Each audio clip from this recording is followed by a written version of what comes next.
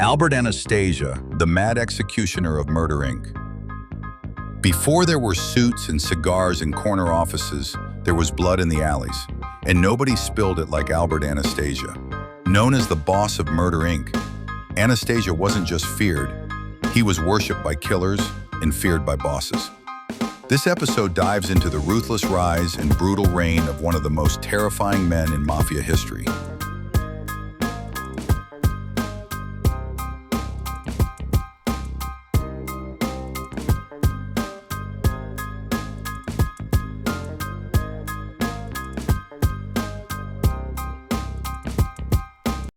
Albert Anastasia was born in 1902 in Tropea, Italy, and arrived in Brooklyn as a teenager. He had nothing, no money, no English, no allies, but he had fists, strong ones. By age 19, he was working on the docks, and after a dispute, he killed a fellow longshoreman with an iron hook. Arrested and sentenced to death, Anastasia somehow got a retrial and walked free, and that's when the Underworld took notice. In the 1930s, the Mafia needed someone to solve problems. Anastasia didn't hesitate. Alongside Louis Lepke Buchalter, he helped run Murder Inc., a secret enforcement arm of the National Crime Syndicate. If a gangster stepped out of line, Chicago, Miami, or Brooklyn, Anastasia's crew made sure they disappeared. No courtrooms, no second chances. Anastasia wasn't subtle. His nickname, the Mad Hatter. Not because he wore a hat, but because of how unpredictable he was. He'd laugh one moment, then kill without warning the next. He reportedly murdered a man in a barbershop just for showing disrespect. The message was always the same: fear is power. He was also fiercely loyal to Lucky Luciano and later Frank Costello, two of the most influential bosses of their time. When Vito Genovese tried to seize power in the late 1940s, Anastasia stood by Costello, a move that would later make him a target. But at the time, it made him boss of the Mangano family, which would later become the Gambino family. Anastasia's leadership was violent but effective. He demanded absolute obedience. When Vincent Mangano, the previous boss, mysteriously disappeared in 1951, most assumed Anastasia ordered the hit, though no one dared to say it out loud. A few days later, Mangano's brother Philip was found shot dead in a marsh. No arrests, no answers. But Anastasia made enemies. He broke Mafia rules by acting without approval from the commission, and his brutal style started to draw heat from the FBI. Even worse, he was obsessed with television and fame. He liked the public to know his name, a deadly sin in a world built on shadows. Forcibly, Ishin had enough. A quiet alliance formed between Carlo Gambino, Anastasia's underboss, and Vito Genovese, who still hated Costello and anyone close to him. They made a deal. Gambino would get Anastasia's seat if he helped take him out. The stage was set for betrayal, and the hit was already in motion. October 25, 1957. Albert Anastasia walked into the Park Sheraton Hotel in Midtown Manhattan. He needed a haircut. The barber, Joseph Bocchino, greeted him like usual. Anastasia sat down, relaxed. But as the hot towel covered his face, two masked gunmen walked in. This wasn't a robbery. This was an execution. Curs didn't hesitate. They fired point blank. 10 rounds tore through Anastasia's body. He tried to fight back, lunging toward the mirror, maybe thinking it was a window. But it was too late. The Mad Hatter died in that chair, unarmed, surrounded by broken glass and silence. New York was stunned. A boss getting clipped in broad daylight? In a hotel? It shattered the illusion that even top bosses were safe. The newspapers went wild. The FBI launched an investigation. But nobody talked. No witnesses, no confessions. The case remains officially unsolved, but everyone in the underworld knew who pulled the strings. Intervene was allegedly sent by Joe Gallo, a young and reckless enforcer from Brooklyn. But it wasn't his idea. It was Carlo Gambino's silent move to power, with Genovese cheering from the shadows. Gambino didn't pull the trigger, but he controlled who did. After the hit, Gambino took over the family without resistance. He was smart, quiet, calculating, and nothing like Anastasia. Where Albert ruled with fear, Carlo ruled with patience. He didn't need to raise his voice to get what he wanted. That's how the Gambino family began its rise, from blood. Abbreviated and buried in Brooklyn's Greenwood Cemetery, under a modest gravestone. No grand mausoleum, just a name and a date. The man who ran Murder Inc. and ruled the streets died like any other man, alone, betrayed, and replaced. His legacy? It never faded. Albert Anastasia became a symbol of what happens when power turns loud, when ego overshadows loyalty. He was the last of the public gangsters, a man who wanted the spotlight in a world that demanded silence. And in the end, the spotlight killed him. After Anastasia's death, fear rippled through the five families. If someone like him could be taken out, no one was untouchable. Meetings were held behind closed doors. Capos whispered in corners. Everyone wanted to know the same thing. Who gave the final nod? The answer was silent but clear: the commission. It had been a vote, unspoken, unofficial, but understood. Anastasia had broken too many rules, drawn too much heat, and challenged the natural order. His obsession with violence and media made him a threat, not just to himself, but to everyone. Vito Genovese saw it as a win. One rival down, and another, Frank Costello, weakened. With Anastasia gone and Costello nearly retired after his own attempted hit, Genovese made his move for full control. But he underestimated the quiet force rising in the background: Carlo Gambino. Gambino didn't celebrate, he reorganized. He reshaped the old Mangano family into a disciplined, profitable machine. No more flashy killings, no public chaos. He promoted loyalty in business. Rackets, construction, unions. The streets were still violent, but now they were silent. Meanwhile, Anastasia's old crew was broken. Some flipped, some disappeared, some joined Gambino. But none of them dared to seek revenge. Gambino offered protection and money, and in the underworld, that's better than loyalty. The Mad Hatter's empire was buried with him. Detectives kept digging for months, even years. The murder weapon was never found. The killers were never officially named. But rumors stayed hot, that Joe Gallo pulled the trigger, that Crazy Joey wanted to prove himself, that the contract came straight from a commission meeting in a Bronx apartment. No charges, a barbershop, and a new boss in charge. The assassination of Albert Anastasia marked a turning point in Mafia history. It wasn't just a power grab. It was the end of the old-school gangster who thought fear alone was enough to survive. After Anastasia's assassination, Carlo Gambino began transforming the Mafia from a street gang into a corporate empire. He made deals in silence, avoided the spotlight, and never raised his voice. He became the template for the modern mob boss: invisible, patient, lethal. But Gambino never forgot who cleared the way for him: Vito Genovese. For a while, he played nice. Let Genovese think he was top dog. Let him enjoy the spotlight. And then, slowly, Gambino turned the commission against him, poisoning alliances one by one.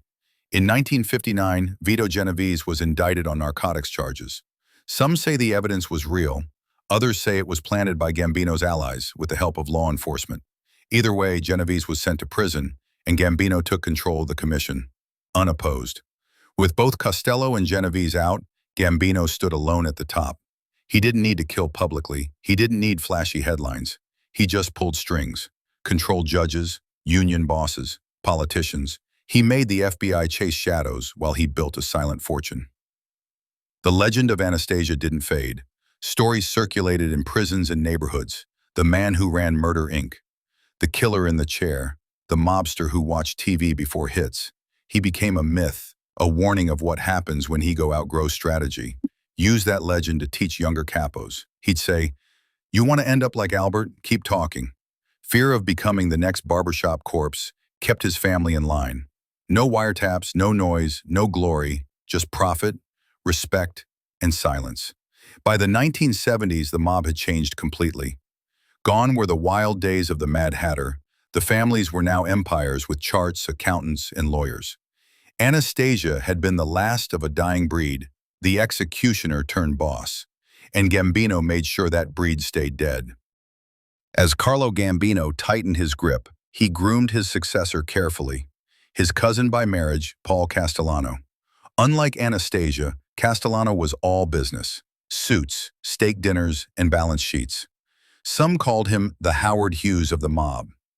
But not everyone respected Castellano, especially not the street guys like John Gotti.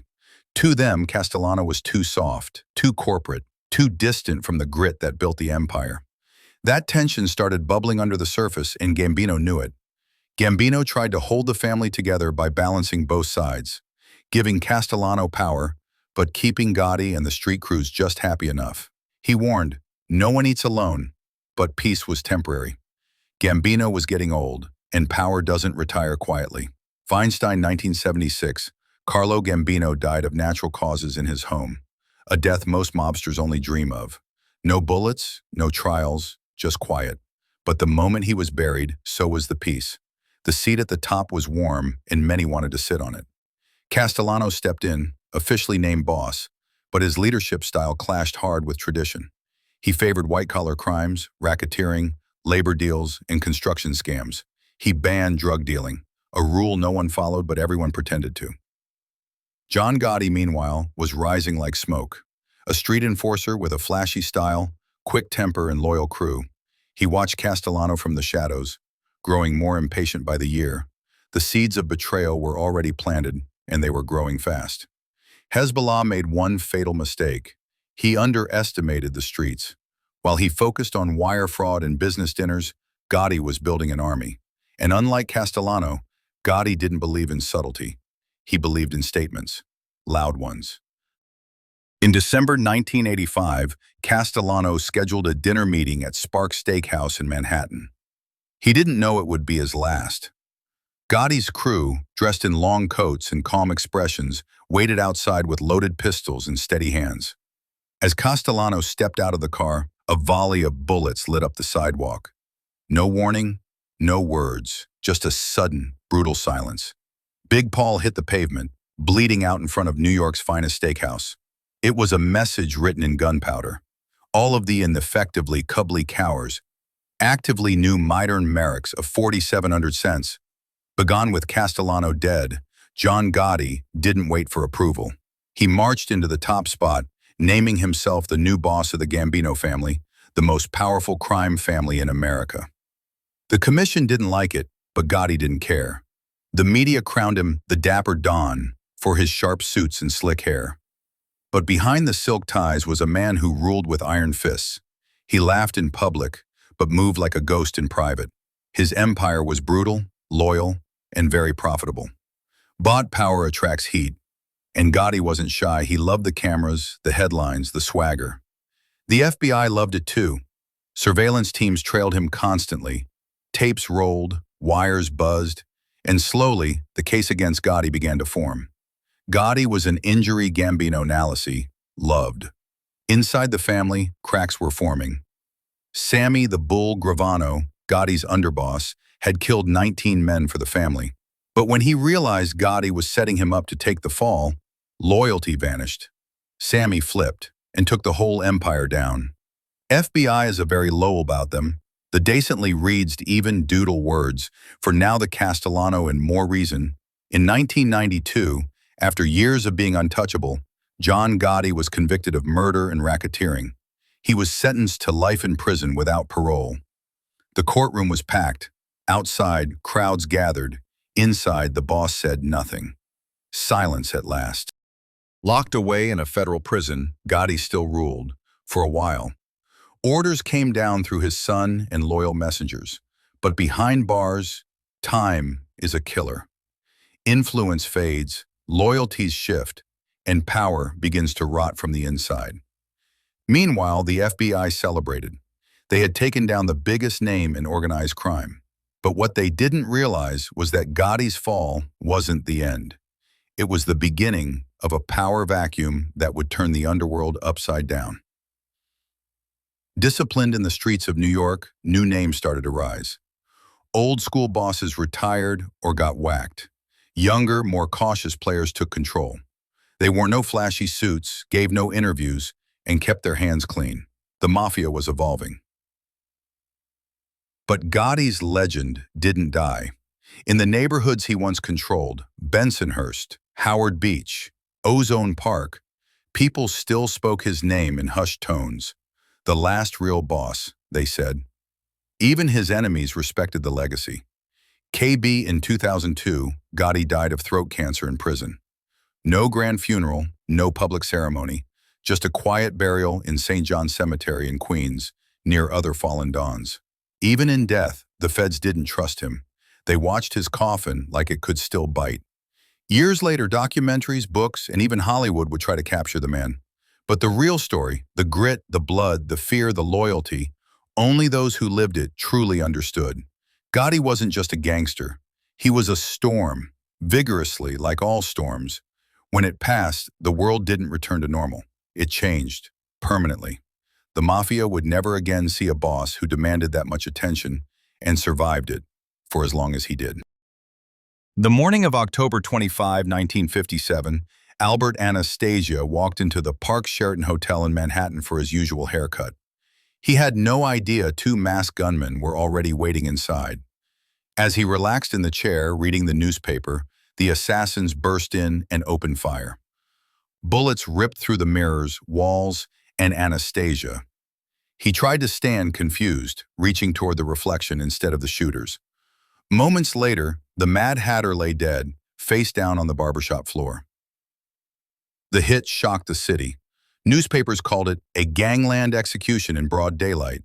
But on the streets, no one was surprised. Anastasia had made too many enemies. The FBI suspected Gambino and Genovese were behind it, but no one was ever charged.